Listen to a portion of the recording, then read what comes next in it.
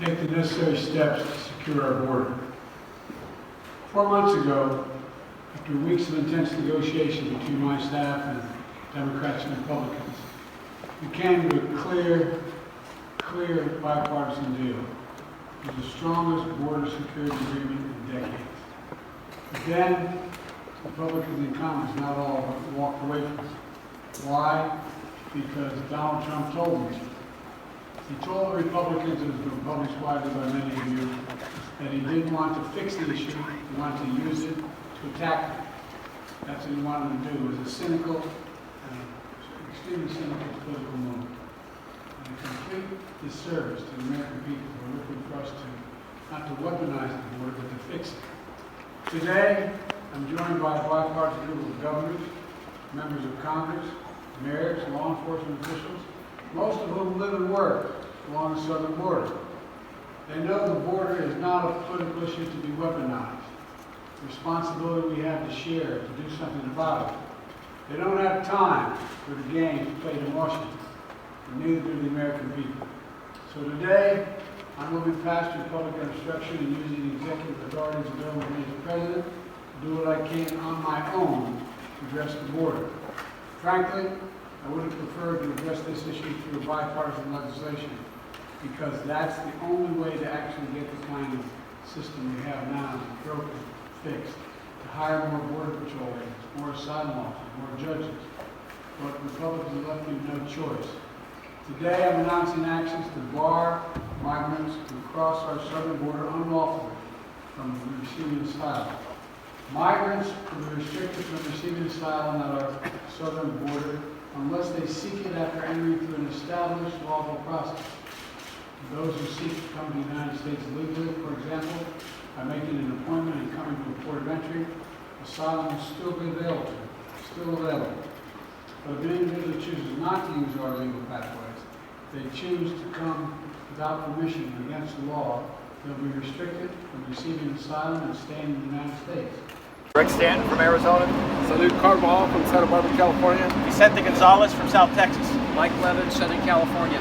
Mark VC, Fort Worth, Texas. We were just with the President for his announcement regarding his executive order regarding the border. He wants to bring order to the border. The President acted today because the Congress has failed to act.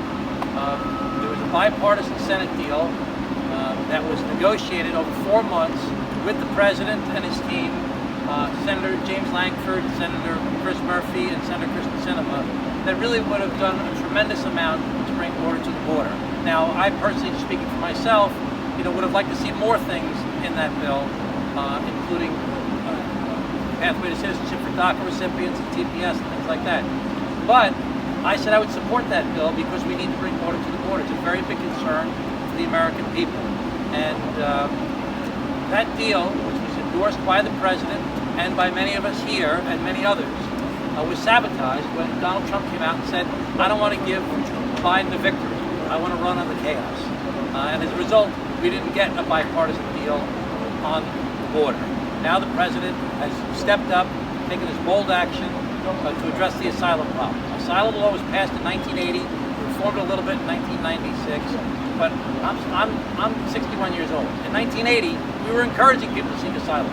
We wanted people from the Soviet Union and from Cuba to come to America and seek asylum. We celebrated it every time it happened. Now the system's been overrun because the cartels and because the coyotes are making a lot of money, billions of dollars a year, by getting $10,000 a person to bring people over the border and coach them as to what to say to pass what they call the credible fear standard.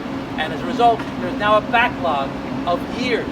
Instead of taking 60 days or 90 days or 6 months, it takes 6 years, 7 years, 8 years to get through the asylum process. When you get through the asylum process, 80% at least, in the first quarter of this year, 91% of the people are denied asylum. They're not eligible. But because they've gone through this process for 6 or 7 years, they've been in the country for all that time period, they've been exploited by the coyotes and the cartels, and we have this problem where more and more people are coming. A system that was designed for 400,000 or 500,000 people a year is hit with 2.4 million people last year. So I support this action that the President has taken. I'm hoping he'll do more things in the future related to work permits for spouses of United States citizens and other things, and there's more that has to be done. But I applaud what the President did today. I encourage my colleagues, especially the Republicans in Congress, to work with people like us standing here and try and come up with legislation to provide for more security at the border, to legislatively fix the asylum process, and to address and modernize illegal migration. So with that, I'm going to ask my colleagues to come forward. Let me say the asylum system is still intact. Let's make sure we have that understanding. What this is doing is managing an influx where the resources don't exist because our colleagues across the aisle have failed to act. And certainly this isn't perfect. As Representative Swazi said, we would have liked to have seen a lot of other things that I believe the President is going to be acting on in the near future. And so this provides security, provides humanitarian solution to the influx of people being brought by smugglers, posing threats to their lives.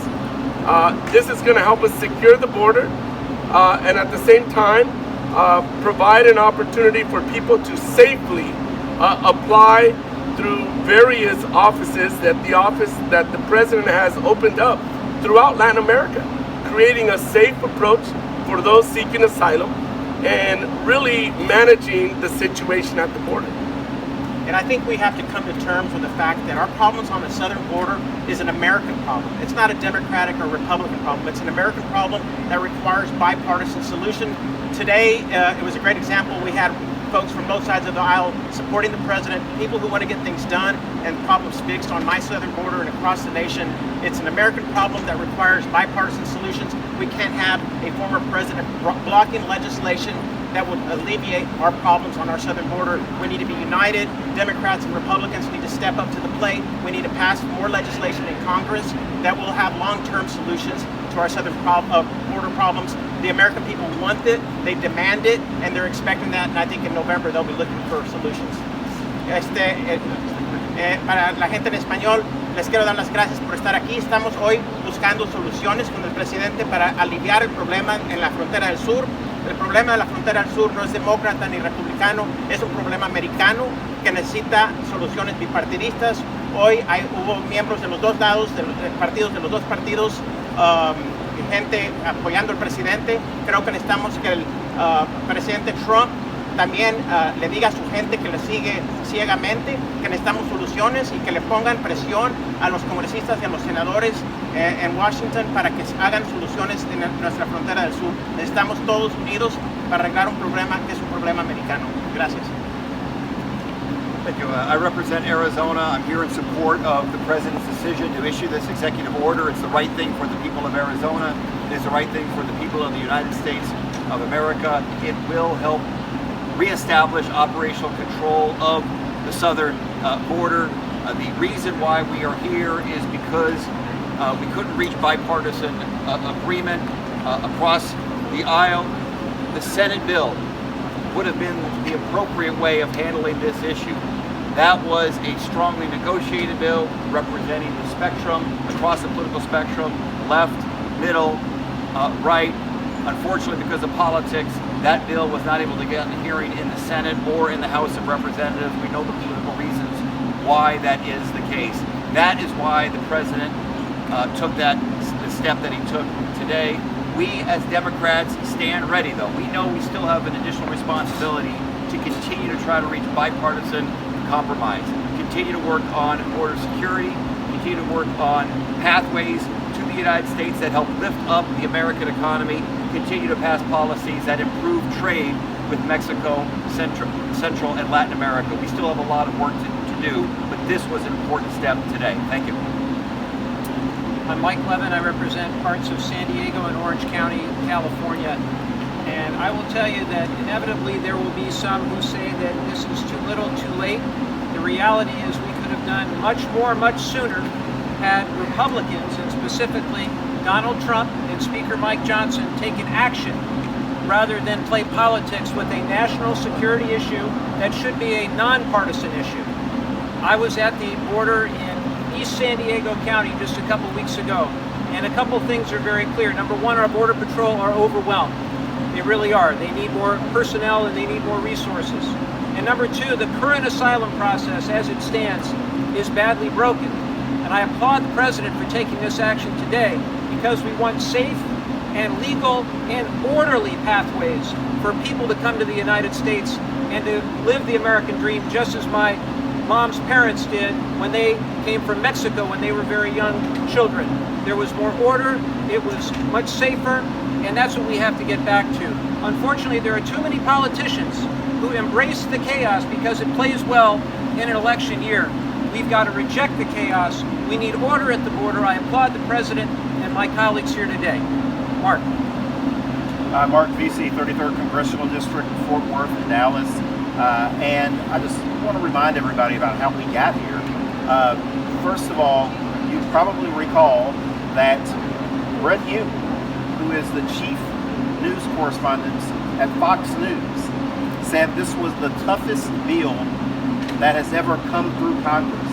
No one is talking about that type of stuff. This was a bipartisan bill that was basically put together by a member of the Senate that last Congress got an A on his Club for Growth report card.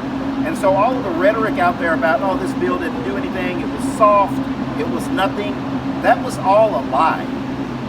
And y'all need to push back on that when you hear those lies coming from some of these outlets that are trying to play games for Trump.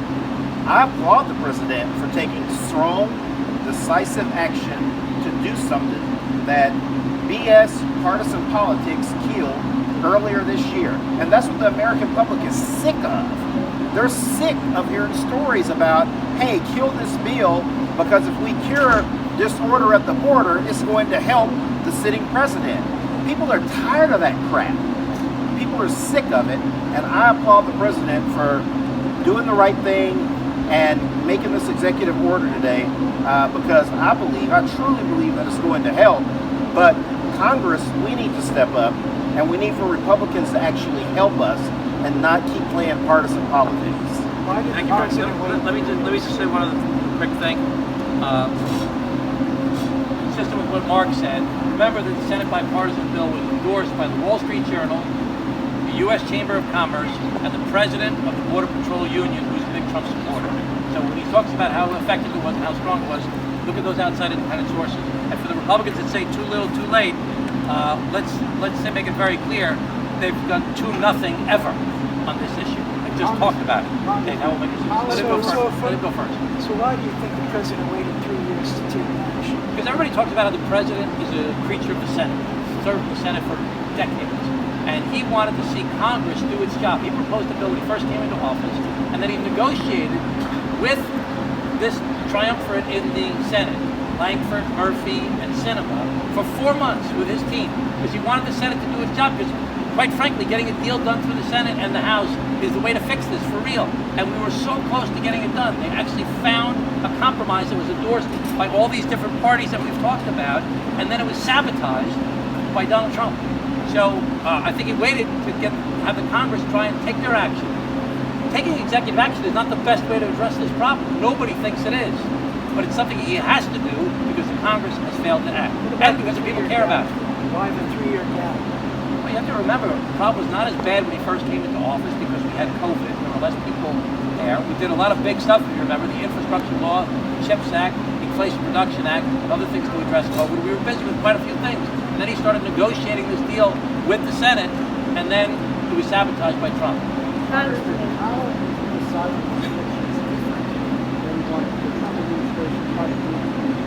This is setting a clear cutoff, a numerical cutoff, that says by formula that once you reach this number, we're not taking anybody in between the ports of entry. You can still come in through the ports of entry, which are, as a practical matter, limited to about 1,500 people a day, but you can't come in through the ports, in between the ports of entry.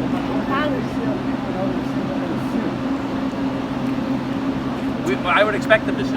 It's going to be, and that's why Congress really has to act to make this better than it is. But this is a very positive step, and they've vetted it. They've vetted it very well in the White House, and we were sure that they've thought it through as to how to pass legal muster. Are you worried about resources? The congressional bill appropriated new money for officers and asylum officers. Are there enough resources to enforce what this gentleman just said? Because it's going to be a legal challenge. Because only Congress can resource the money that you need. That's why you need Congress to act, to do this the right way, you need Congress to act. Executive order is not the best way to solve this problem. But right now, it's the only possible way that we have available to us because of the intransigence of the Republican Party of actually negotiating a deal. You know, it's the height of hypocrisy that we have heard Republicans say, we have all these problems at the border, it's so terrible, terrorists are coming, criminals are coming, fentanyl's coming, it's so bad, it's so bad, it's so bad. Okay, we got a deal, let's do the deal. No, we want to wait till Trump gets elected. That's the height of hypocrisy and the most cynical type of politics you could possibly expect. Last question. What do you say to New Yorkers and Americans who are asking questions about what this will connect them to, how this will connect them back to their families, who see this proclamation as a block? What are you saying to them who are questioning this decision? Well, the reality is that families can be united through an existing law that we have, where there are 8 million people in the United States of America that currently qualify to be reunited with their families that can legally immigrate to the United States of America. But there's a cap legally at 700,000 people a year. There's another 2 million people that are legally eligible to come to the United States legally for work reasons. But it's capped at 130,000 people a year. There are millions of people trying to enter America based upon the lottery program, but it's capped at 50,000 people a year. The only thing that's not capped is the asylum system. And the asylum system is being abused by coyotes and cartels that are exploiting people and smuggling them in between the ports of entry and trying to get them to come here and pass the credible fear test to get them in the system for 6 or 7 years. That's why the system is broken. We want more families to be united. We want more people to be able to come to the country legally. But the only way we can get more people to come to the United States of America legally is to reform the laws and fix the laws. Has Mexico agreed to receive these people? I know that the president is negotiating with the former president Obrador and is also talking to the new president about trying to. You've seen a big reduction in the number of people that have been coming over the border recently. We're concerned that it's going to surge again, but Mexico has been a big help thus far, and I think the president's going to keep on negotiating with Mexico. Are you comfortable Thanks so much, everybody. Thank you. Sorry, here we go. Alcalde mayor de la ciudad de Laredo, Texas. Alcalde, ¿están de acuerdo con la orden? Esta no es la frontera humanitaria que había prometido el presidente. Sí, mire, es importante porque sí necesitamos ayuda y de seguro va a disminuir la cantidad de cruces no documentados y va a poner una orden de cómo debe de hacerse el asilo. Muy importante, el asilo es importante y es la forma ordenada de cómo se hacen las cosas y para nosotros es una cosa que va a ser beneficiosa. You know, we're very thankful as a group that we had the opportunity to come speak with the President and Secretary Mayorkas. As we all know that the executive action taken today is only the beginning, as we don't have the resources that we really need. We don't have the total resources. And one thing that living at the border, I'm Oscar Leeser and I'm the mayor of El Paso, Texas, and I live it every day. I'm there day in and day out. I was there when the trains came in. I was there when 2,000, 2,500, 3,000 people came on a daily basis. And it was really important to us to make sure that people got treated humanely. It was important that people had a place to sleep. People were off the streets. We worked really hard to be able to do that.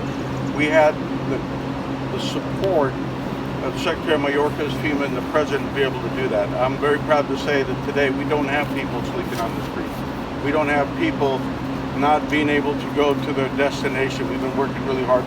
But this is only the beginning. We still need to have enough funding from Congress. We need to have a bipartisan agreement.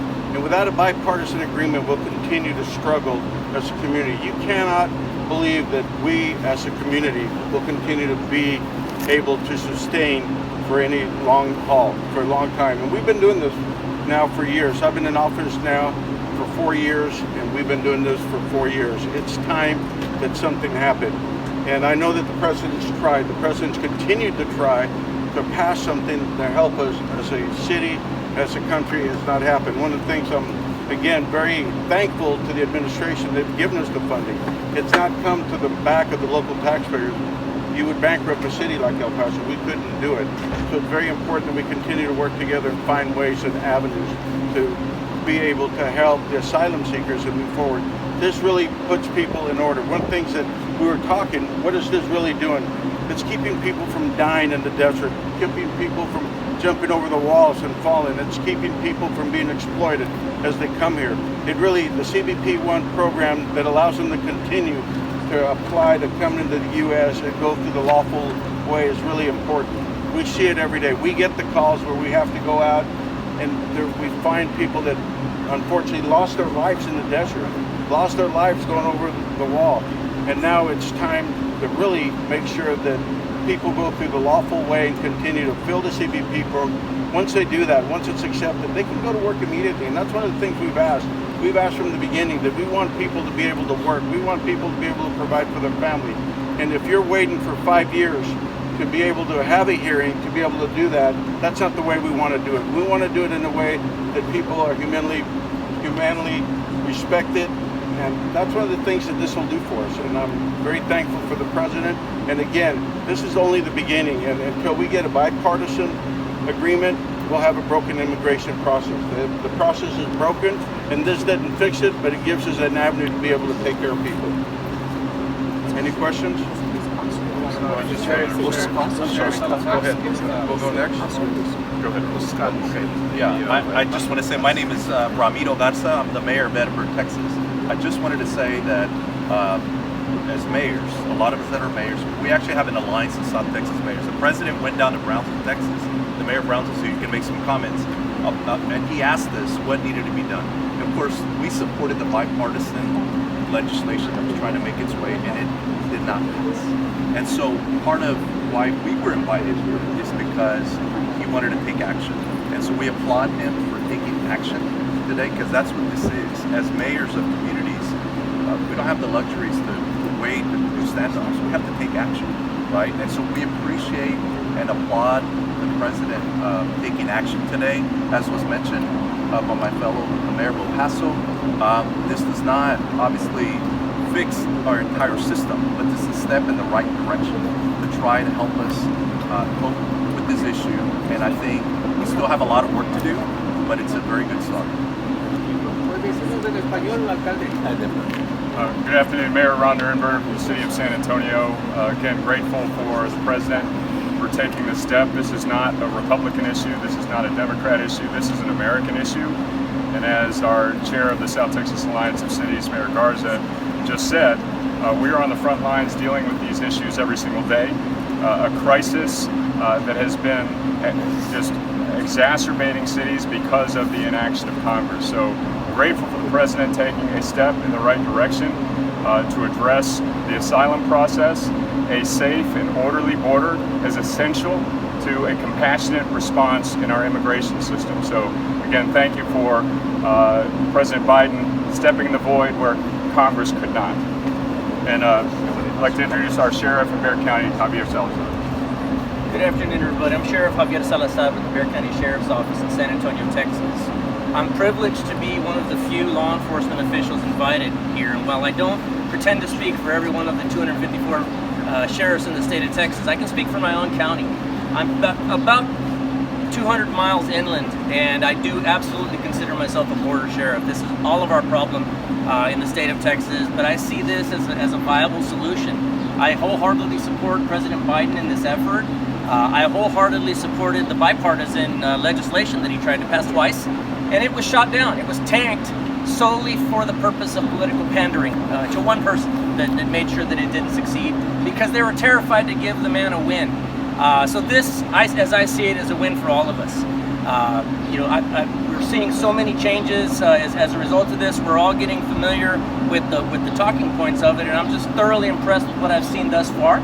Is it perfect? No, it's not a perfect solution, but I think it's a really good start that I think we should all absolutely give a shot to and continue to try to build on it as we continue to move toward a more perfect process. Soy el alguacil del Condado Béjar de San Antonio, en San Antonio, Texas, Javier Salazar.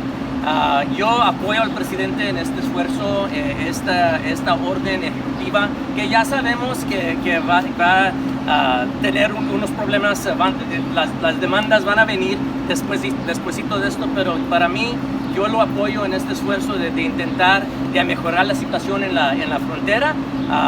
Para mí esto va a hacer muchas cosas para mi comunidad y espero que vamos a tener éxito en este esfuerzo. Gracias. So my name is Manuel Ruiz Daniel. I'm a county supervisor. I'm not a mayor.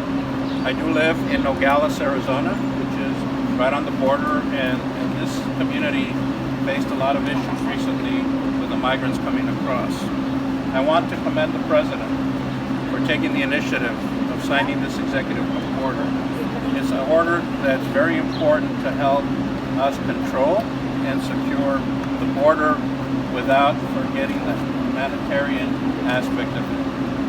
Primeramente le quiero dar las gracias al presidente Biden por su apoyo en la acción que tomó ahora. Es un proceso que esperemos lleve al Congreso a encontrar una solución permanente para poder terminar los problemas que nosotros tenemos en nuestras comunidades en la frontera. Entonces, otra vez le quiero dar las gracias al presidente. Vamos a tratar de seguir apoyándolo. Vamos a seguir hablando con nuestros congresistas y senadores para pedirles que por favor hagan su trabajo y arreglen lo que es el problema migratorio. Gracias. Hello, Norma Sepulveda. I'm the mayor of the city of Harlingen. I'm also on the border and a member of the Alliance of Cities of South Texas.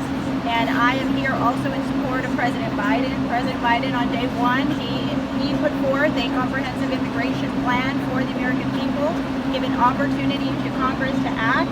And when there was no inaction, he did what he did today and what was necessary. It's necessary to have an order to be able to treat people humanely and to be compassionate about the folks that are trying to come into our community, but also to do it in an orderly fashion. By no means is this executive order close the border, and so I think it's important that that is spread widely, that it is not closing the border, but it is giving a process for immigrants to use the CB1 app to be able to apply for entry into the United States. At no time will that not be available to folks, so it's important to remind people that this is not closing the border. This is giving an opportunity, as the mayor from El Paso said, we don't want folks traveling to the United States and falling to their deaths, whether it be climbing the wall or swimming through the river. We want to avoid that and make sure that people have a legal pathway to the United States, and that's what this does. And so I'm honored to be here. It is a privilege. I think that this administration has done what no other administration has done, what is giving a voice to the people of South Texas. Everybody from South Texas is here to represent their cities and their communities because we want what's best for our community, and that is to spread the message that in South Texas it is safe, we are thriving, we're a growing community, and immigration is secondary to what is happening in South Texas. And so we are here to share that message. Thank you very much. Good afternoon. My name is John Cowan. I'm the mayor of Brownsville, Texas, and it's an honor to be here with my colleagues at the South Texas Alliance of Cities. As Mayor Garza said, we invited President Biden to come down to the border in February. He came down to Brownsville, and we showed firsthand what was needed, and we're grateful that the President has taken action here. Just in the city of Brownsville, we've had over 240,000 migrants come through our port of entry, which puts a tremendous strain on our federal and local law enforcement agencies. So this executive action will help make us more efficient, make our communities safer, and help promote legal pathways into our country. So again, thank you to President Biden and his staff for getting this done.